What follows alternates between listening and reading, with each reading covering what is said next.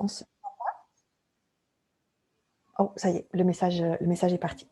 Comme je disais, bonjour à tous. Je suis contente d'être de retour avec vous, même si on ne se voit pas, encore une fois, en espérant que bientôt on pourra changer de modalité. Excusez, j'avais proposé qu'on se rencontre aujourd'hui pour un petit peu compléter la partie de présentation qu'on n'a pas eu le temps de faire la dernière fois, parce que je suis désolée, j'avais prévu beaucoup trop de choses à vous dire. Et aujourd'hui, je voulais qu'on se concentre plus précisément sur la description du processus ODIS, donc du processus clinique et des outils cliniques qui accompagnent la prévention du suicide tel qu'on l'avait pensé dans le cadre du soutien aux personnes qui ont une DI ou un TSA. Donc, attendez, hop, je vais venir me mettre ici. Donc, ce que je vais vous proposer comme thème ou comme question traitée dans la session d'aujourd'hui, c'est répondre un petit peu et vous aider à répondre à la question suivante. Comment est-ce que je peux me sentir plus outillée pour répondre aux besoins de prévention du suicide des clientèles qui ont une DI ou un TSA? Donc, concrètement, à quoi ressemble le processus ODIS et comment, dans les grandes lignes, comment l'appliquer à mon milieu? Puis ensuite, je vous proposais de vous illustrer le fonctionnement du processus ODIS à l'aide de l'histoire de Jean, qui est un personnage fictif que nous avons inventé, mais qui reprend beaucoup des éléments qu'on a pu observer à travers différentes études de cas qu'on a fait avec des milieux partenaires dans nos projets de recherche.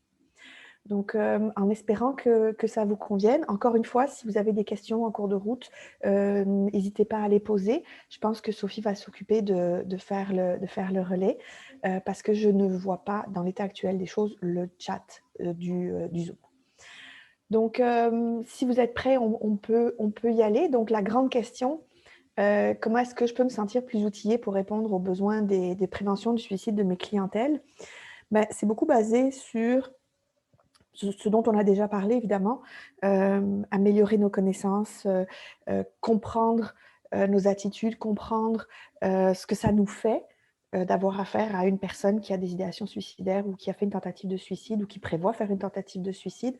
Comment ça affecte notre manière d'interagir avec cette personne-là? Ce sont tous des éléments dont on avait discuté la dernière fois. Mais il y a aussi toute une série d'outils qui peuvent nous aider à formaliser un processus clinique de manière cohérente. J'insiste beaucoup sur l'idée d'un processus clinique et non pas d'un outil ou d'un ensemble d'outils d'estimation, parce que la manière dont on a construit les outils que je vous présente aujourd'hui, le processus ODIS, c'est vraiment en réaction aux difficultés qu'on voit à utiliser des outils standardisés de prévention du suicide pour évaluer le risque, catégoriser une personne à risque, soit dans un code chiffré, soit dans un code de couleur, soit dans des cases, parce que les personnes tendent à pas toujours rester dans la case qu'on veut leur donner, et soit qu'on a du mal à les placer d'emblée, soit que de toute façon, les situations évoluent tellement rapidement pour ces personnes-là qu'ils vont changer de case en cours de route, forcément. Donc, il faut se méfier des catégorisations qui peuvent paraître soutenantes d'une certaine façon, mais qui peuvent piéger le raisonnement clinique dans une espèce d'approche un peu mécanique qui va faire en sorte que, par exemple, on entend des gens dire « je vais passer l'outil ». Et dans ce cas-là, quelque part, pour moi, ça veut dire qu'on externalise notre jugement clinique à un outil dont on dispose, à qui finalement on donne la responsabilité de prendre la bonne décision à notre place, parce qu'on peut se sentir inconfortable ou qu'on peut se sentir mal équipé pour donner une réponse définitive à la question du suicide. Je vous rassure ou pas tout de suite, il ne peut pas y avoir de réponse définitive à cette question-là. C'est forcément une réponse qui va évoluer dans le temps et qui va toujours dépendre de la manière dont les circonstances dans lesquelles vous interagissez avec la personne vont évoluer. Donc, quand on va parler du processus ODIS, pour nous, c'est un processus de soutien à la décision clinique en prévention du suicide auprès des personnes qui ont une déficience intellectuelle ou un trouble du spectre de l'autisme. Donc, vous ne verrez jamais des cases à cocher, une grille à remplir, des choses comme ça, mais beaucoup plus toute une série d'étapes cliniques qui peuvent guider votre réflexion de manière à apporter la décision la plus éclairée possible quant à la réalité de la situation que la personne vit et aux besoins de soutien que cette personne a et son entourage aussi, évidemment. Donc, le processus clinique doit répondre à 2 questions. Où est-ce que la personne en est et qu'est-ce qu'on doit faire pour l'aider à court, moyen et long terme? Et puis en sous-texte de cette question-là, comment est-ce qu'on s'assure que ce qu'on a fait, c'est la bonne chose et comment est-ce qu'on peut s'ajuster dans le temps pour s'assurer qu'on continue à faire la bonne chose? Dans un dossier, par exemple, dans un dossier d'usager, quand il y a comment ça s'appelle? Un plan de prévention du suicide, par exemple, qui date de 2-3 ans ou même de 6 mois et qu'on se base toujours sur cette information-là pour mettre en place des pratiques actuellement, ça veut dire qu'il y a quelque chose qui n'est pas fait correctement parce que entre les 6 mois ou 2 ans où on a fait l'évaluation initiale et maintenant, la situation de la personne a probablement changé. On a mis en place des mesures. C'est intéressant de savoir si ces mesures-là fonctionnent, s'il faut les adapter, s'il faut faire autre chose. Donc, l'évaluation du risque et la compréhension de la situation suicidaire, c'est quelque chose qui doit forcément être dynamique et qui doit évoluer dans le temps et qui doit être soutenu par une mise à jour régulière dans votre jugement clinique. En équipe, encore une fois, parce que c'est quelque chose qu'on ne peut pas faire tout seul. Le processus clinique qu'on a composé, il se divise en 3 grandes étapes et on l'a divisé de cette façon-là parce que selon les milieux de pratique, ça se peut que ce soit des personnes différentes qui agissent ces 3 étapes-là. Pour vous expliquer ça, la première étape, c'est l'étape de repérage qui vise à identifier, est-ce que cette personne-là, il y a une composante suicidaire dans sa situation actuelle, dans le moment présent? Donc si quelqu'un se désorganise et puis dit vous serez plus content si j'étais plus là, et puis vous sentez qu'il y a vraiment quelque chose d'émotionnel qui se passe, on est dans un moment où on fait un repérage, c'est-à-dire qu'on va aller évaluer très brièvement, ou valider avec la personne si elle pense au suicide, par exemple. Si c'est le cas, on passe à l'étape suivante. L'étape suivante, on l'a appelée la gestion de l'épisode suicidaire. Et vous allez voir que partout, dans ces 3 grandes étapes de processus clinique, il y a forcément une composante d'évaluation et une composante d'intervention qui se tiennent la main. C'est-à-dire qu'on ne peut pas intervenir tant qu'on n'a pas fait une bonne évaluation et une bonne évaluation ne sert à rien si elle ne guide pas une intervention. Donc, les 2 vont ensemble. Donc, le repérage, c'est une forme d'évaluation dans laquelle on détermine est-ce qu'il y a une composante suicidaire à la situation et ça guide notre intervention d'aller plus loin ou pas. Dans la gestion de l'épisode suicidaire, nous avons toute une étape qui sert à estimer, à évaluer, à comprendre ce qui se passe et une étape qui vise à mettre en place un plan d'action dans la situation présente. On ne parle pas des éléments distaux qui ont pu amener cette personne-là à avoir des idéations suicidaires, mais on parle vraiment de ce qui se passe dans la situation présente. On fait de la gestion d'un épisode suicidaire. Puis l'intervention, dans ce cas-là, va viser forcément à réduire la détresse, réduire le risque d'un passage à l'acte, etc. Une fois que ça c'est fait, d'une certaine façon, le travail commence. Parce que le but du jeu, maintenant, une fois qu'on a réussi à circonscrire cette phase ou cet élément, le but du jeu, ça reste de savoir comment est-ce qu'on en est rendu là. Qu'est-ce qui nous a amené à avoir ces idéations suicidaires à ce moment-là dans le temps? Donc, comment s'est construit la suicidalité de cette personne-là? Peut-être depuis très longtemps. Donc, c'est là qu'on va aller explorer les facteurs de risque plus distaux, l'impact des problèmes de santé mentale, etc. On va le voir plus en détail tantôt. Pendant que la personne est en crise, ce n'est pas le moment de faire ça. On n'a pas le temps. On gère l'épisode, on essaye d'apaiser la souffrance, de prendre en charge la situation. Cette troisième étape de réduction du risque suicidaire, donc de vraiment évaluer les facteurs de risque, les facteurs de protection, puis la manière dont on va être capable d'influencer ces choses-là dans le temps, et le plan d'intervention ou l'ajustement du plan d'intervention qui vient avec, ce sont des choses qui vont se faire en équipe clinique, qui vont se faire dans les accompagnements et les suivis réguliers avec la personne, et donc il va s'intégrer finalement dans l'intervention qu'on fait habituellement avec cette personne-là. Si on néglige cette étape-là, on augmente le risque d'avoir de la récidive des comportements suicidaires, parce que tout ce qu'on a fait, c'est gérer le moment présent sans adresser les éléments de santé mentale, émotionnelle, cognitifs, sociaux, etc., qui ont nourri le fait d'en arriver là. Et donc, on met la table pour qu'un nouveau déclencheur amène un nouvel épisode suicidaire. Donc, cette troisième étape, malgré le fait que souvent elle soit négligée, elle est essentielle finalement pour faire de la bonne prévention à long terme avec les personnes. J'espère que pour l'instant, ça fait du sens pour vous. Comme je dis, n'hésitez pas à poser des questions.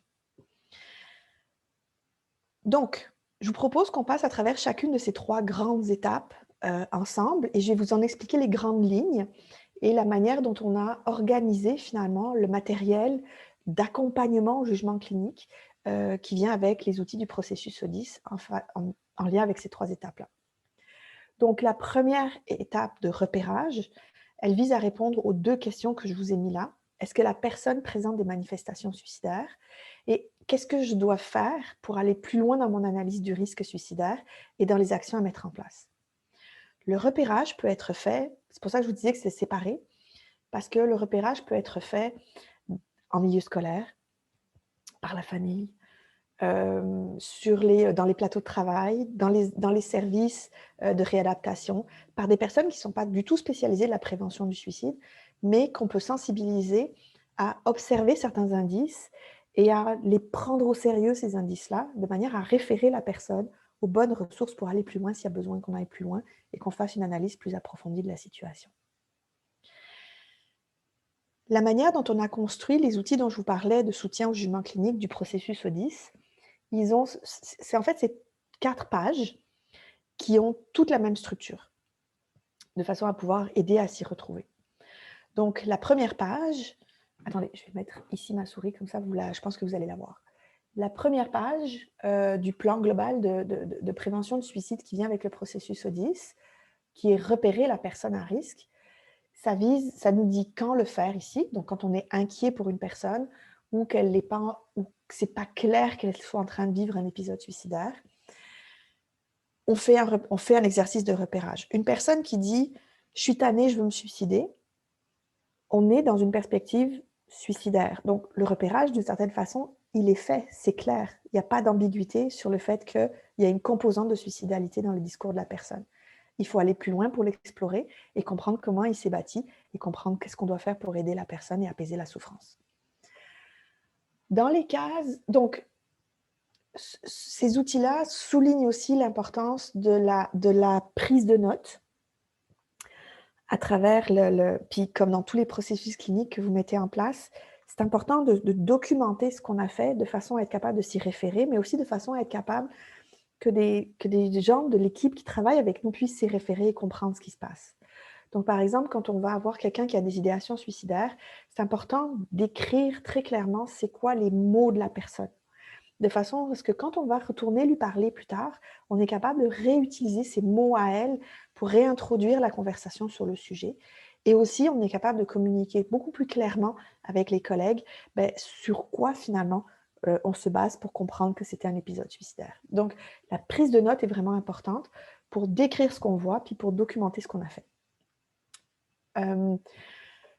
Donc, on a mis évidemment les détails de base de qui est cette personne, etc.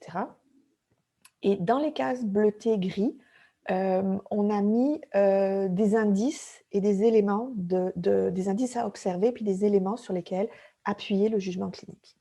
Donc, en termes d'indices et d'informations à recueillir, vous verrez ici que c'est des checklists finalement d'indices à observer. On ne les a pas formulés sous forme de questions parce que pour beaucoup de vos usagers, les capacités de communication sont très différentes les uns des autres.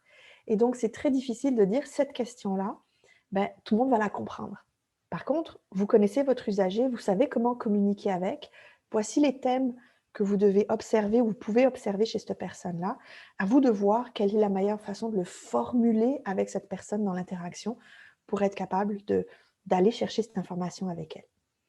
Vos sources d'information peuvent être extrêmement variées. Ça peut être le verbal de la personne, le non-verbal de la personne, des témoignages de gens qui la connaissent bien, qui connaissent bien son fonctionnement, des observations que vous faites dans son milieu naturel ou en contexte clinique. Il y a plein de sources différentes d'informations que vous pouvez utiliser, particulièrement avec les personnes pour lesquelles le langage parlé est difficile. Donc, les informations à recueillir pour appuyer votre jugement clinique sont on est toujours dans le moment présent, évidemment, des manifestations associées au suicide actuelles chez la personne. Donc, quel type de communication, de comportement et de pensée que la personne démontre. Est-ce qu'il y a des éléments de planification du geste suicidaire? Est-ce qu'il y a un danger associé avec cette planification-là? C'est-à-dire, est-ce que la personne a accès aux moyens? Est-ce que le moyen peut être considéré comme létal? Est-ce que la personne a des capacités de planification, etc. Ensuite, avoir une première indication, parce que souvent les premières impressions, elles sont intéressantes à documenter quand même, sur les changements récents qu'on a pu observer chez la personne dans ses cognitions, ses comportements, ses émotions, etc., qui peuvent nous aider à comprendre, au-delà du propos suicidaire, qu'est-ce qui est en train de se passer. Est-ce qu'on voit des signes de désespoir et de détresse en ce moment avec la personne, à quoi il ressemble? Et est-ce qu'on peut a priori identifier ce qui ressemblerait à un déclencheur de l'épisode dans lequel on est? Toutes ces informations-là, c'est vraiment important de la documenter ici. Ça vous aide à répondre à la question, est-ce que la personne présente des manifestations associées au suicide? Si c'est oui, on passe à l'estimation qui est la phase suivante. Si c'est non, il faut quand même faire quelque chose parce qu'on a observé qu'il y avait une situation qui était compliquée ou qui nous faisait souci. Donc, il faut probablement agir pour apaiser de la détresse, pour comprendre et soutenir la personne dans une situation difficile qu'elle est en train de vivre. Donc, ce n'est pas parce qu'il n'y a pas de comportement suicidaire que la job, elle est finie. Il faut s'occuper de ce qui se passe quand même à ce moment-là avec la personne. Vous voyez que pour nous, ce qui est très important, c'est que, comme tout processus clinique, il faut que vous soyez capable de construire un raisonnement dans cet ordre-là. Observer, décider, agir. Je note ce que j'ai observé, je décris ma décision et je documente les actions qui vont être mises en place suite à cette décision. Et il faut que les choses soient faites dans cet ordre-là. C'est-à-dire que toute décision doit être basée sur ce que j'ai observé et toute action doit être basée sur les décisions qu'on a prises. Je sais que ça sonne un petit peu facile de dire ça, puis c'est évident, mais quand on est dans le feu de l'action, bien souvent, on saute directement au fait d'agir quelque chose parce qu'on se sent impuissant, puis on veut agir, et on oublie une partie de l'observation et on saute aux conclusions. Donc vraiment, prendre le temps de respirer, se donner les moyens d'observer correctement, de façon à prendre une décision éclairée qui va guider notre action. Donc ça, c'est vraiment l'étape du repérage. Puis vous voyez qu'on peut assez facilement former des gens dans l'entourage de la personne ou dans les milieux de vie des personnes ayant une DI ou un TSA à effectuer cette activité de repérage. Par contre, bien souvent, la personne qui va faire le repérage, c'est aussi celle qui va gérer l'épisode suicidaire, comme l'intervenant pivot, par exemple, ou le psychoéducateur de la personne, ou une personne qui est un intervenant qui est impliqué de façon beaucoup plus intensive auprès de cette personne-là. Et donc, on tombe dans la deuxième étape. Comme je vous disais tantôt, dans l'étape de gestion d'un épisode suicidaire, les étapes d'estimation et les étapes d'intervention sont complètement interdépendantes, encore une fois. L'objectif de l'étape d'estimation, donc d'observation et de prise de décision, ça vise à qualifier le danger d'un passage à l'acte suicidaire. Est-ce que la personne est à risque ou pas de poser un geste suicidaire, quelle que soit la létalité de ce geste-là? Identifier la présence, la nature et l'intensité des idéations suicidaires. Identifier les facteurs de risque et de protection proximaux qui entourent finalement cet épisode-là. Identifier les déclencheurs s'il y en a eu. Est-ce qu'on peut associer, par exemple, on a souvent des exemples de personnes très anxieuses qui vont avoir des idéations suicidaires quand il y a un changement dans leur environnement. Donc, par exemple, s'il y a une rentrée à l'école ou s'il y a une sortie de prévue ou des choses comme ça qui vont les déstabiliser. Est-ce que c'est une situation comme ça à laquelle on est confronté ou est-ce qu'il y a complètement autre chose? Est-ce que ça a été une chicane? Est-ce que ça a été quelque chose d'autre? Ça sert aussi à documenter l'historique individuel et familial de comportements suicidaires, pas forcément l'historique familial global de tous les facteurs de risque, mais vraiment par rapport au comportement suicidaire, parce qu'on sait que ça, ce sont des facteurs qui peuvent accélérer ou augmenter le risque quand un épisode suicidaire se produit. Décrire le niveau de désespoir de la personne dans le temps présent, comprendre comment son impulsivité s'actualise et puis peut augmenter le danger dans lequel elle est en ce moment. Comprendre ce qui se passe avec la personne, mais sans a priori, sans plaquer une explication qu'on aurait préalablement sur son vécu, mais vraiment prendre le temps de réellement écouter, regarder ce qu'on voit, écouter ce que la personne dit, pour réellement faire une analyse de la situation actuelle de son point de vue à elle. Et évidemment, l'estimation sert avec tout ça à orienter l'intervention, c'est-à-dire allouer les bons services au bon endroit, au bon moment, avec la bonne intensité surtout. Les interventions qui rentrent dans la gestion de l'épisode, c'est premièrement assurer la sécurité. Est-ce que cette personne-là est en danger et qu'est-ce que je dois faire, en danger immédiat, et qu'est-ce que je dois faire pour assurer sa sécurité? Prévenir le passage à l'acte, limiter le risque qu'un geste suicidaire soit posé par la personne. Renforcer l'espoir de cette personne-là. Puis, il me semble qu'on avait regardé la dernière fois les grosses différences qu'il y a entre distraire quelqu'un et renforcer l'espoir, donc vraiment travailler sur l'espoir et non la distraction. Diminuer le risque d'un passage à l'acte futur, donc anticiper ce qui pourrait amener à une récidive dans un temps prévisible de quelques jours, quelques heures, puis travailler sur ces éléments-là. Renforcer les facteurs de protection de la personne et réduire les facteurs de risque, toujours dans la proximalité, si c'est un mot qui existe, avec la personne. Donc, encore une fois, la page du processus de soutien à la décision clinique a cette même structure dont je vous parlais tantôt. Donc, par rapport à la gestion de l'épisode suicidaire, finalement, dans votre processus clinique, vous auriez les 2 pages ensemble. La page de repérage qui vous donne les premières grandes lignes de ce qui se passe et de ce qu'on est en train d'observer, et la page de la gestion de l'épisode suicidaire qui vient avec. Ces 2 éléments-là constituent finalement notre plan d'action pour l'épisode suicidaire dans lequel on est en ce moment. Chaque épisode suicidaire devrait générer un nouveau document, finalement, de documentation de comment ça s'est passé, qu'est-ce qu'on a observé, qu'est-ce qu'on a décidé et qu'est-ce qu'on a fait. Là, encore une fois, dans la situation actuelle de la personne, on n'évalue pas ce qui s'est passé dans le passé, on n'évalue pas ce qui risque de se passer dans le futur, mais vraiment là où on en est aujourd'hui avec cette personne-là. Voici les informations qu'on a identifiées qui sont clés pour vous aider à prendre des décisions éclairées sur quoi faire à ce moment-là en face à l'épisode suicidaire de la personne.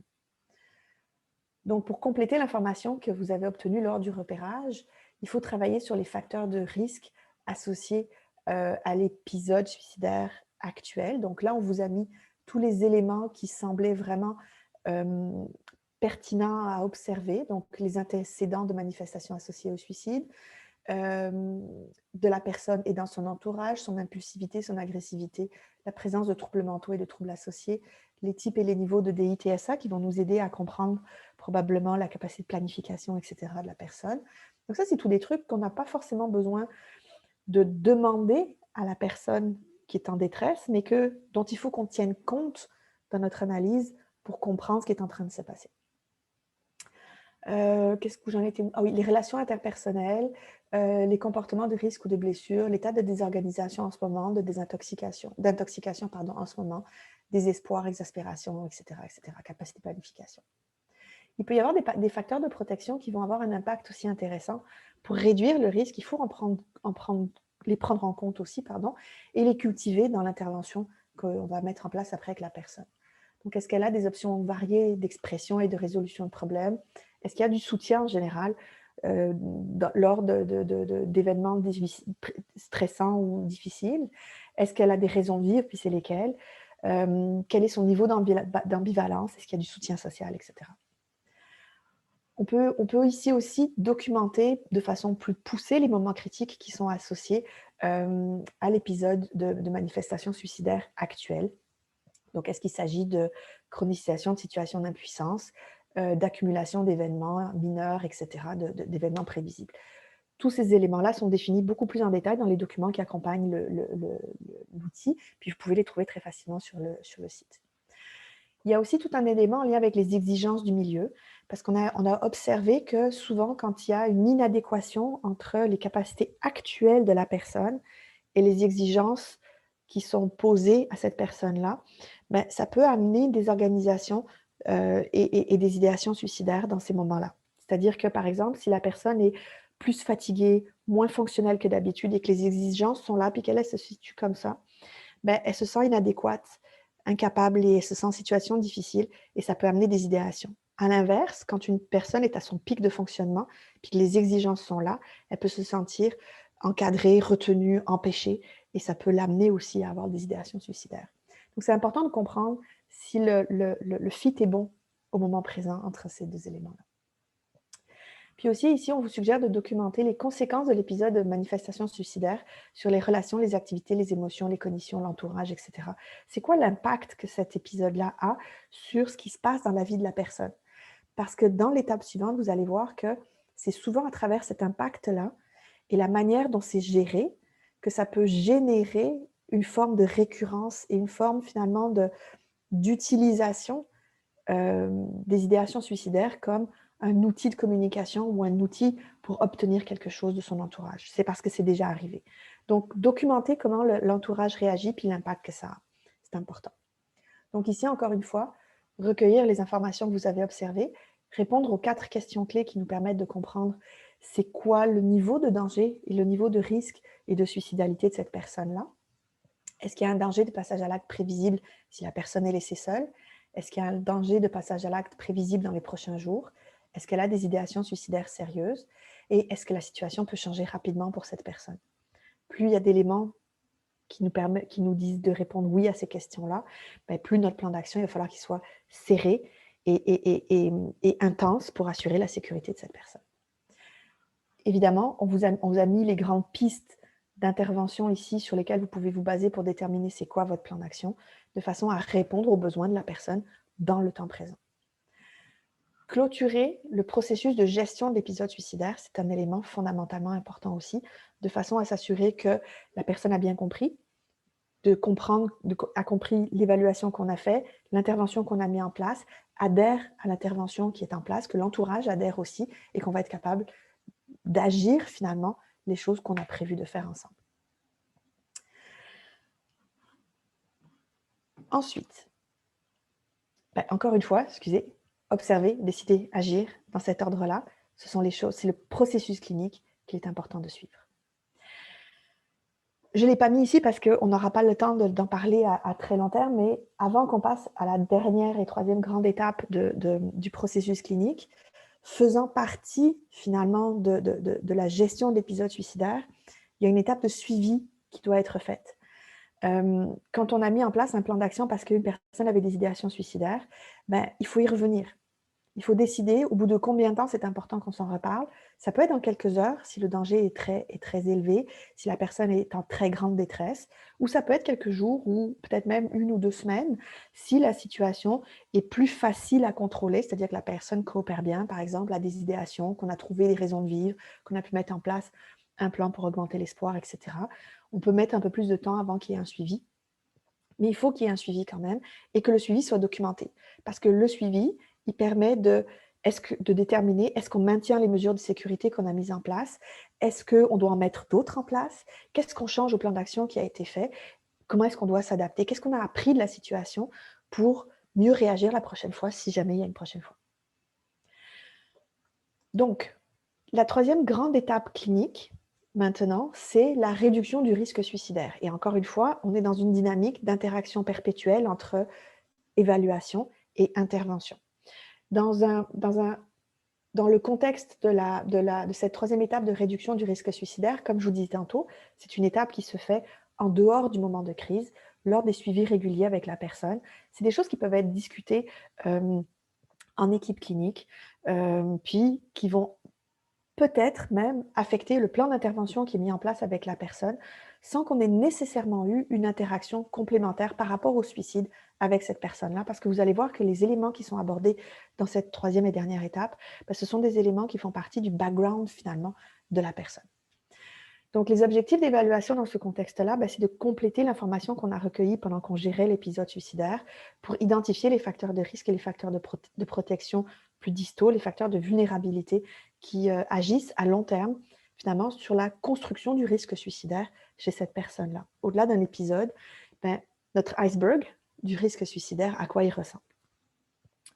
Ça vise aussi à comprendre le processus suicidaire de la personne de façon à bien prendre des décisions sur comment réduire ce risque-là à long terme, de manière sur des plans cognitifs, émotionnels, fonctionnels, sociaux, adaptatifs, etc., etc. Les objectifs d'intervention, c'est d'identifier les interventions qui visent à réduire les facteurs de risque, augmenter les facteurs de protection et modifier les processus cognitifs émotionnels associés au risque suicidaire, améliorer dans les grandes lignes le bien-être de la personne et réduire la détresse qui l'accompagne. Donc là, encore une fois, la même structure de document pour vous accompagner dans votre jugement clinique. Et là, on a identifié 3 grands domaines d'information qui sont pertinents à relever. D'abord, comme on disait, les facteurs de risque et les facteurs de protection qui ont amené cette personne-là. C'est là qu'on va parler réellement des abus qui peuvent avoir été vécus dans l'enfance, des difficultés relationnelles que vit cette personne-là, des enjeux qui sont associés au plan de vie, aux problèmes de santé physique, aux problèmes de santé mentale, comment ces choses-là s'articulent ensemble, aux enjeux associés à la médication, etc., aux exigences à long terme. Tous ces éléments-là, finalement, qui constituent le background de la vie de la personne. On a ajouté à ça ce que nous, on a appelé l'option suicide. Et je vous encourage à aller voir dans les outils pour avoir plus de détails là-dessus. Mais l'option suicide, c'est un petit peu la réponse à la question « Mais d'où c'est-il donc que ça a bien pu leur venir cette idée-là de penser au suicide comme un élément qui pouvait les aider à apaiser la souffrance ou à régler des problèmes ?» Comment ça s'est bâti? Mais ce comment ça s'est bâti-là, c'est les dimensions cognitives, émotionnelles et interactionnelles du suicide essentiellement et de la suicidalité chez la personne. Par exemple, le fait d'avoir eu des idéations suicidaires antérieures, ça nourrit le risque d'avoir des idéations suicidaires futures. La compréhension qu'on a de la mort et du suicide en termes généraux, ça nourrit aussi ces choses-là. Les raisons qu'on peut, au-delà de tout épisode suicidaire qu'on peut vivre, les raisons qu'on peut imaginer pour lesquelles quelqu'un pourrait penser à la mort, peuvent nourrir un épisode suicidaire quand une détresse se produit. Par exemple, quelqu'un qui dit « Oh, les gens, ils se suicident quand ils sont très malheureux ». Le jour où il est très malheureux, peut avoir des idéations suicidaires. On a eu un cas comme ça d'un jeune homme avec un TSA qui était persuadé qu'il serait obligé de se suicider parce que les gens malheureux se suicident. Mais si on n'avait pas eu cette compréhension de son raisonnement et de sa perception de ce qu'était le suicide en général, ça aurait été très difficile de déconstruire ce raisonnement dans sa tête et de finalement apaiser sa souffrance tout en ayant une vision réaliste de c'est quoi qui était en train de se passer. C'est un exemple. S'il y a eu des expériences avec des gestes suicidaires dans l'entourage ou alors dans les médias ou ailleurs, qu'est-ce que la personne en a compris puis comment est-ce qu'elle a intégré dans ses raisonnements? Donc vous voyez que là, c'est toutes des choses qu'on peut obtenir à travers des discussions avec cette personne-là ou à travers des observations de son fonctionnement ou à travers des conversations qu'on a avec d'autres personnes dans son entourage. Le troisième grand domaine qu'on vous suggère d'observer quand on veut comprendre c'est quoi le background ou bien le portrait at large de la suicidalité de cette personne-là, c'est l'analyse des patterns.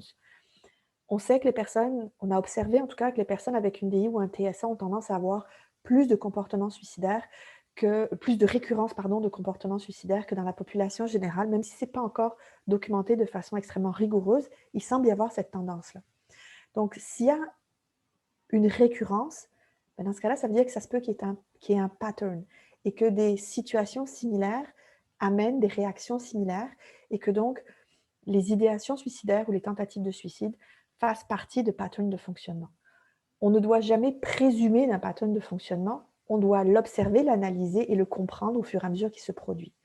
Ce n'est pas parce qu'une personne a eu une idéation suicidaire ou un comportement suicidaire à un moment donné, puis qu'il en a de nouveau dans 3 mois, que 3 mois après, c'est exactement la même chose qui est en train de se passer. Il faut de nouveau analyser l'événement, comprendre, et c'est à partir de cette analyse-là, qu'on peut réellement comprendre si on a affaire à un pattern ou pas.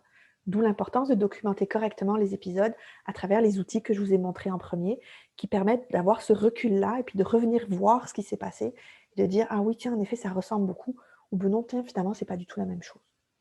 Donc, dans la phase d'analyse du risque à long terme, de comprendre ces patterns-là s'ils existent, c'est très important, puis de comprendre c'est quoi qui les nourrit.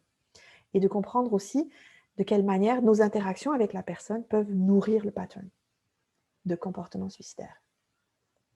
Donc là, encore une fois, prendre en note ce qu'on a observé sur ces 3 grandes dimensions, décider, c'est-à-dire dire « Ok, j'ai identifié des facteurs de risque, j'ai identifié des patterns, ils ressemblent à ça, j'ai identifié, etc. » L'option suicide, il y avait des éléments qui correspondaient à ça. Puis ensuite, quel genre de plan d'intervention, et non plus de plan d'action à court terme, mais de plan d'intervention à long terme, on va mettre en place pour aider cette personne à renforcer les facteurs de protection, défaire les patterns, déconstruire l'option suicide, défaire les facteurs de risque.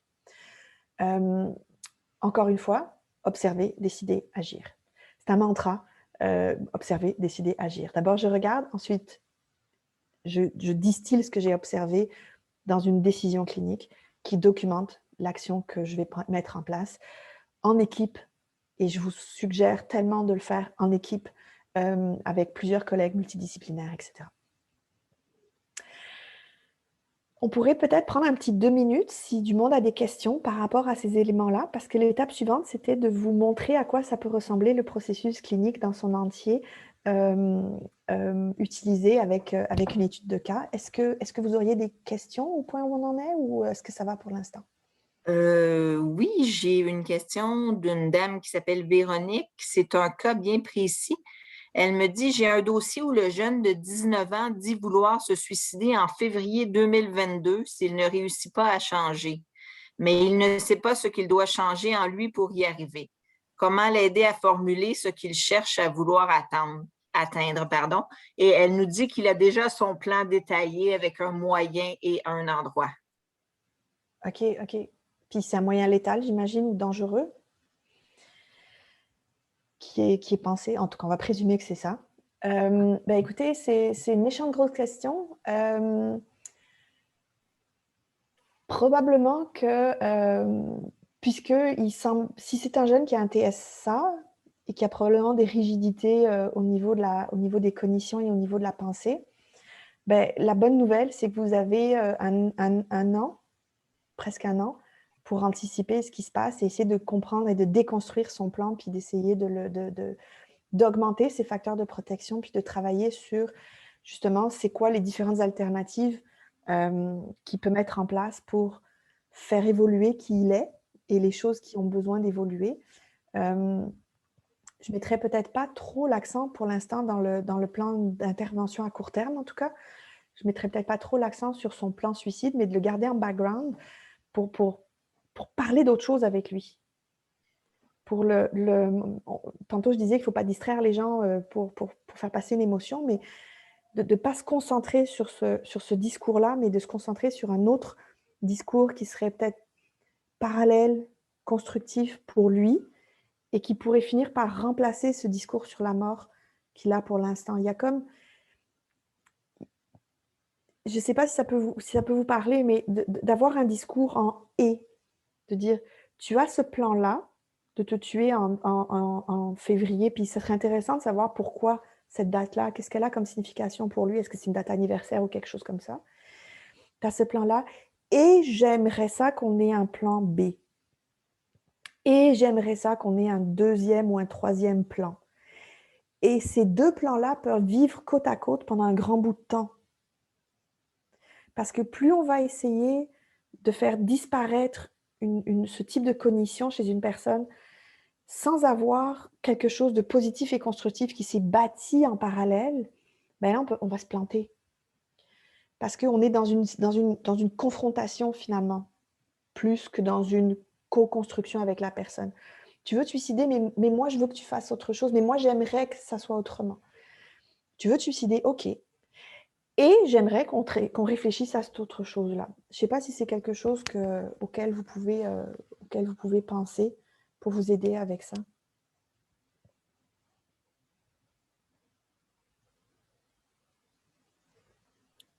Madame Véronique nous dit que c'était effectivement un moyen létal avec un couteau, qu'elle va essayer de mettre en œuvre tes conseils et elle te remercie.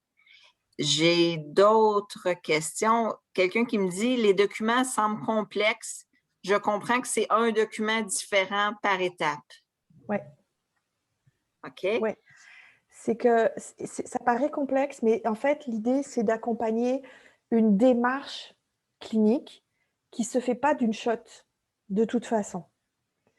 Donc, peut-être que aussi, dans le cadre des tâches que vous avez ou de votre interaction que vous avez avec un usager, ça se peut que vous ne soyez jamais amené à faire de la gestion d'un épisode suicidaire parce que vous n'êtes pas sur place quand ça arrive, mais que vous soyez amené à faire le plan de réduction du risque suicidaire parce que vous êtes engagé plus à long terme avec la personne. Donc, ce qui est important, c'est de le voir comme des choses qui peuvent être divisées entre des personnes différentes, qui vont collaborer entre elles pour bâtir finalement une compréhension de la suicidalité de la personne et des plans d'intervention qui ont de l'allure pour l'aider et pour ultimement réduire le risque de récidive et de passage à l'acte. Mais parler de prévention de suicide, il y a forcément une complexité qui vient là-dedans. Et c'est ce que j'essayais de vous dire un petit peu au début, que bien des outils qui ont l'air d'être très simples, très directs, sont des fois très partiels dans leur capacité à nous alimenter sur qu'est-ce qui se passe pour vrai dans la situation. Ils peuvent nous amener à prendre des décisions qui sont parcellaires aussi par rapport à la réalité de ce qui est vécu par la personne. Donc oui, je suis désolée, je comprends que vous le voyez comme quelque chose de complexe, puis ça fait pas longtemps qu'on s'en parle, là, et ça prend de l'appropriation un petit peu, mais ça se découpe et ça se comprend dans le longitudinal. Le but d'un ensemble d'outils comme ça, c'est de se créer un espace de respiration dans lequel on sort d'une situation d'un sentiment d'urgence pour se donner le temps de réfléchir. Respirer, je reviens toujours sur la question de respirer, parce que si vous ne respirez pas, vous pensez mal, vous pensez en urgence, donc vraiment juste réfléchir, respirer et prendre des décisions qui sont applicables à moyen et à long terme aussi. Donc, ça se décortique. Quelque chose en lien, est-ce que nous pouvons utiliser ces outils même si nous n'avons pas eu de formation plus longue à cet effet?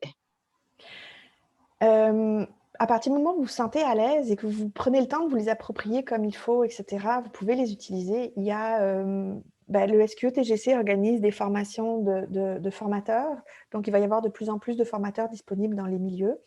Il y a aussi des formateurs, il y a aussi des mentors qui sont formés, dont une partie de la job en tout cas, est d'accompagner des intervenants qui n'ont pas eu de formation supplémentaire pour utiliser ces outils-là.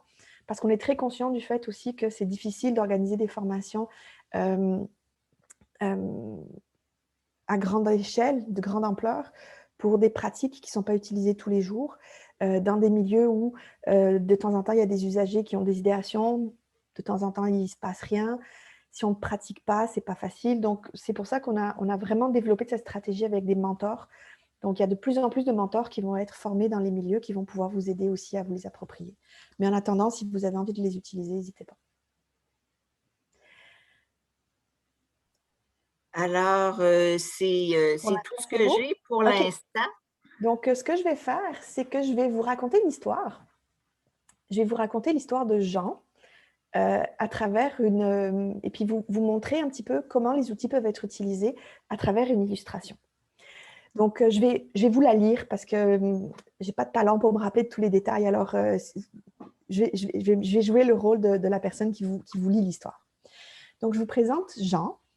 Jean, c'est un homme qui a 37 ans. Il a une DI modérée et un TSA. Il a des problèmes d'audition, il a des problèmes de comportement aussi, et souvent, pour s'exprimer, il crie. Il a aussi tendance à arracher les objets des mains des autres. Il s'exprime verbalement de manière très simple. Il est compris avec difficulté par son entourage. Il comprend des phrases et des questions simples et directes, et il tend à répondre oui rapidement, mais il change sa réponse après.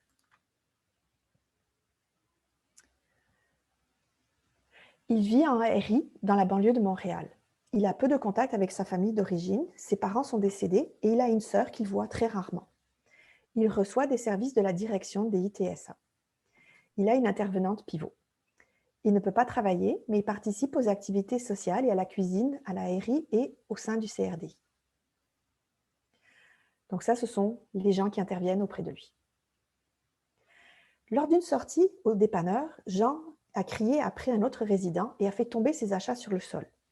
L'intervenant l'a fait sortir du magasin et une intervention de désescalade a été appliquée avec lui. Il a eu des difficultés à se calmer et il a crié pendant 10 minutes. Au cours de l'intervention, Jean a passé son doigt sous son menton en regardant l'intervenant et a crié « Je vais crever, va voir ». Une fois calmé, il a pu rentrer à la RI, mais sans avoir fini ses achats. Il répète le même geste et dit de nouveau « Je vais crever, toi puni ». À À la suite de cette situation, l'éducateur prend le temps de revoir l'étape de repérage et d'analyser ce qu'il a observé et vécu avec Jean plus tôt. Il prend des notes dans le document pour documenter ce qui s'est passé et pouvoir en discuter avec Jean et d'autres au besoin. Jean est calmé et retourné à ses activités habituelles. Donc, on peut voir ce qu'il a noté, ce que l'intervenant a noté dans la feuille ou l'outil de repérage. Donc, voilà ce qu'il a observé. Donc, on documente exactement ce que la personne a dit. Donc, oui, c'est des idéations suicidaires. Et qu'est-ce que je vais faire? On va faire l'estimation du danger parce qu'il y a eu verbalisation suicidaire. L'éducateur continue d'observer Jean pendant la journée. Il note que Jean est en ce moment très irritable et agressif. Il a des problèmes de sommeil accrus. Il se lève la nuit et marche de long en large dans sa chambre. Il mange plus que d'habitude. Il se masturbe dans le salon, ce qui est inhabituel. Il a déjà fait ce type de geste suicidaire plusieurs années auparavant, mais rien de tel n'avait été observé depuis au moins 2 ans. Il a accès au couteau de la cuisine, ce qui inquiète l'éducateur à cause du geste qu'il a fait avec son doigt. L'éducateur note aussi que Jean il se distrait facilement après avoir crié et mimé son geste suicidaire. Il s'implique facilement dans une activité agréable. Donc, voilà les observations que l'éducateur a faites. Plus tard dans la journée, l'éducateur profite du fait que Jean est calme et en train de cuisiner pour discuter avec lui de ce qui va bien et moins bien en ce moment, sans reparler des propos et des gestes suicidaires qu'il a faits plus tôt. Il identifie que Jean est attiré par une femme dans une autre RI qui vient au quai avec son groupe. Cette femme a un amoureux et Jean est jaloux. Il voudrait coucher avec elle. Il s'ennuie à la RI et il veut changer de maison. Les autres résidents l'énervent et il veut manger plus de dessert. Donc, à travers des discussions dans la journée ou dans des activités habituelles avec l'usager, l'éducateur a été capable de soulever des éléments qui peuvent contribuer à la détresse actuelle et à la situation actuelle de Jean. Donc, l'éducateur documente toutes ces observations et discussions dans le document de l'étape 2, finalement, le deuxième volet de gestion de l'épisode suicidaire. Il en conclut que Jean vit une période difficile et des frustrations affectives et sexuelles, qu'il a des idéations suicidaires, mais que le danger d'un passage à l'acte demeure faible puisqu'il retrouve assez rapidement une bonne humeur. Cependant, il est important de ne pas minimiser les propos et gestes suicidaires de Jean, surtout lorsqu'il est en contact avec les résidents d'autres résidences et qu'il a envie de voir la femme dont il est amoureux. Cette estimation de la situation est faite pour guider la prise de décision quant à ce qu'il convient de faire pour aider Jean dans cette période de comportement suicidaire. Le plan d'action comprend les propositions suivantes. Activités du jardin de l'espoir, puis ça, c'est toutes des activités qui sont dans les outils qui sont à votre disposition avec le processus ODIS. Activités du jardin de l'espoir pour aider Jean à se recentrer sur les éléments positifs de sa vie et ne pas oublier ce qui va bien en cette période de frustration dans laquelle les intervenants ne peuvent pas l'aider à obtenir ce qu'il veut. Parce qu'on ne peut pas l'aider à obtenir la femme qu'il aime. Si elle ne veut rien savoir, on ne peut pas lui donner ce qu'il veut. Mais on peut quand même l'aider à se rappeler qu'il y a aussi des choses qui vont plutôt bien dans sa vie. On met en place un suivi étroit avec un monitoring des propos et gestes suicidaires de Jean pour s'assurer qu'il n'y a pas d'autres sources de détresse pouvant susciter des propos suicidaires et pour vérifier si les activités visant à se concentrer aussi sur le positif aident Jean à retrouver un équilibre. Le monitoring inclut une étape de validation de Jean. Lorsqu'il dit qu'il veut se tuer ou mime le geste, il est important de lui référer qu'on comprend qu'il se sent mal et qu'on peut faire quelque chose pour l'aider. Donc ici, encore une fois, on documente les différents éléments de la gestion d'épisodes suicidaires qui ont été accomplis de façon à être capable de garder ça au dossier et en mémoire.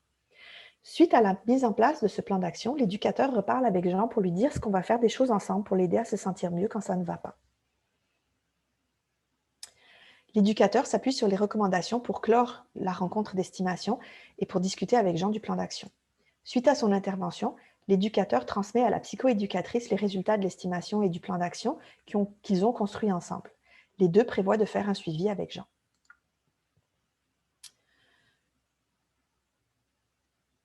Un suivi avec Jean. OK.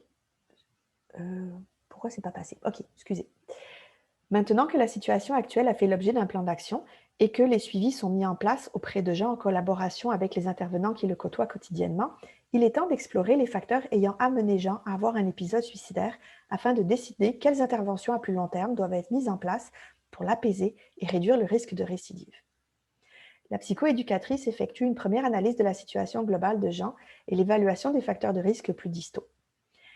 Des composantes cognitives interactionnelles de la suicidalité, donc de l'option suicide, potentiellement associée à l'épisode suicidaire que vient de vivre Jean.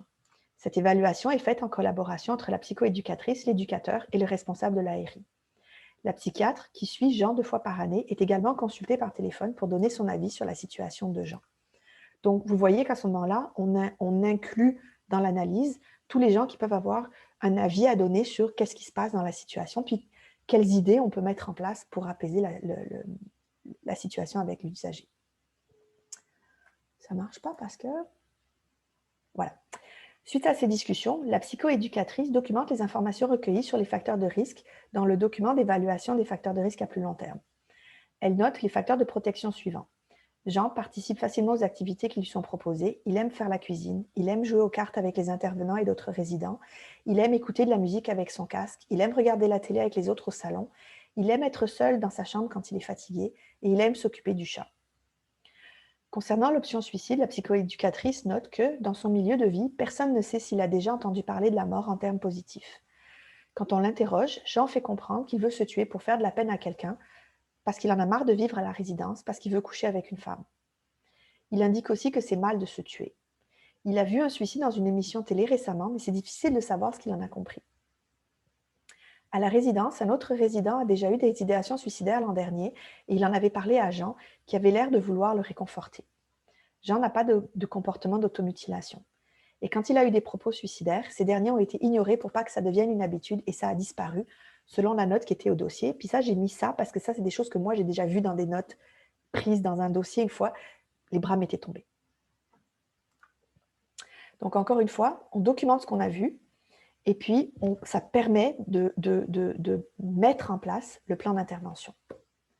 Voilà les objectifs qui ont été déterminés pour le plan d'intervention de prévention du suicide de Jean. Ce plan de prévention du suicide ne vise pas à discuter plus en détail avec Jean à propos de ses verbalisations et gestes suicidaires. Il est déterminé que ce serait inutilement stressant pour lui. Le plan d'intervention vise à adresser les éléments que l'équipe a identifiés et qui influencent le bien-être de Jean à plus long terme. Le plan d'action pour les épisodes suicidaires est maintenu pour soutenir Jean lorsqu'il a des moments critiques ou des verbalisations suicidaires. Parallèlement, le plan d'intervention vise à renforcer les expériences positives d'interaction avec d'autres résidents et amis à l'extérieur de la résidence, renforcer l'estime de soi, améliorer la vie quotidienne à la résidence, gérer les besoins sexuels et relationnels de Jean, faire un suivi par rapport à sa compréhension du consentement et ses frustrations sexuelles, recadrer sa conception de se tuer pour faire de la peine à quelqu'un. Donc, vous voyez qu'à travers l'analyse qui a été faite de la situation, on a identifié différentes pistes sur lesquelles on pouvait intervenir pour potentiellement apaiser le risque suicidaire à long terme et éviter la récidive des idéations et des comportements suicidaires de l'usager. Donc, les activités afin de remplir ces objectifs, le plan d'intervention comprend des activités et des interventions mises en place dans la résidence avec le responsable et l'éducateur, mais aussi dans les ateliers donnés au CRDI que Jean fréquente avec l'animatrice.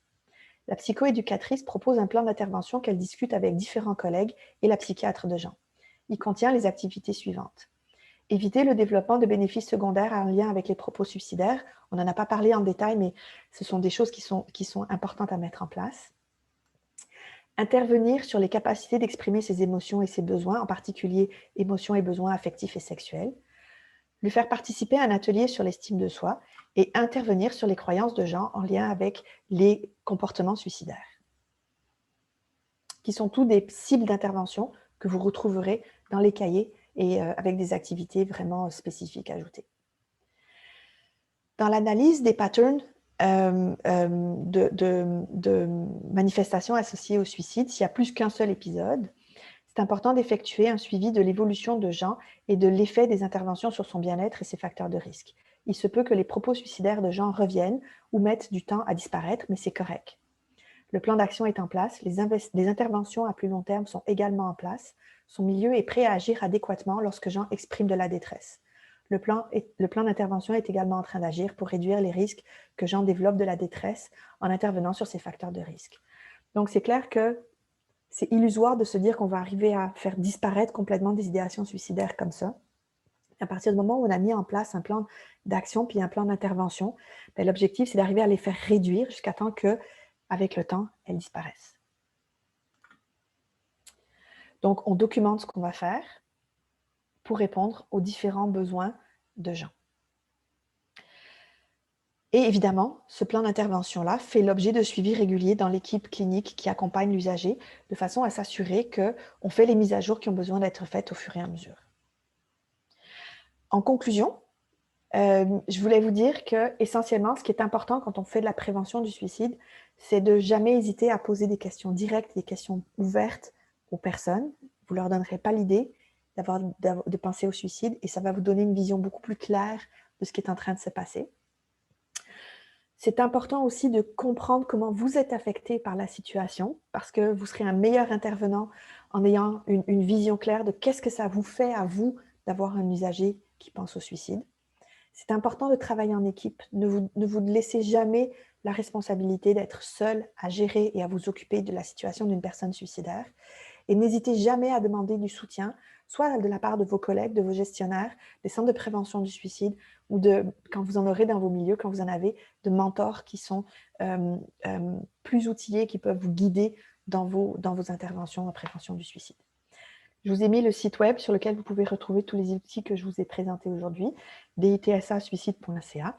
Et merci beaucoup de votre attention. Je pense qu'il nous reste 2-3 minutes si vous avez d'autres questions complémentaires. Je vais arrêter le partage de mon écran. Oups. Comme ça. Sophie, on ne t'entend pas. Merci. Alors, il y a quelqu'un qui me disait que l'exemple a vraiment aidé à comprendre les documents que tu as présentés. Okay. Elle se demandait si l'histoire que tu as racontée est accessible et disponible peut-être sur le site. Elle est dans les outils de formation. Il faudrait que je vérifie si elle est sur le site. Je suis plus très sûre là comme ça, mais je sais qu'elle est dans tous les outils de formation qu'on a fait. Puis de toute façon, vous l'avez... Ah non, vous n'avez pas le texte qui venait avec les diapos. Mais je vais mettre une note pour voir si on peut la mettre sur le site. Ben là, elle va y être de toute façon parce que le webinaire, il est enregistré, il va être accessible, donc vous pourrez la réécouter si vous voulez. C'est bon ça. Alors, bien, j'ai des remerciements de plusieurs personnes. Les gens sont vraiment ravis de ta présentation. Ça fait plaisir. Alors, je vais couper l'enregistrement et on va rester encore quelques minutes au cas où il y aurait d'autres questions. OK, parfait.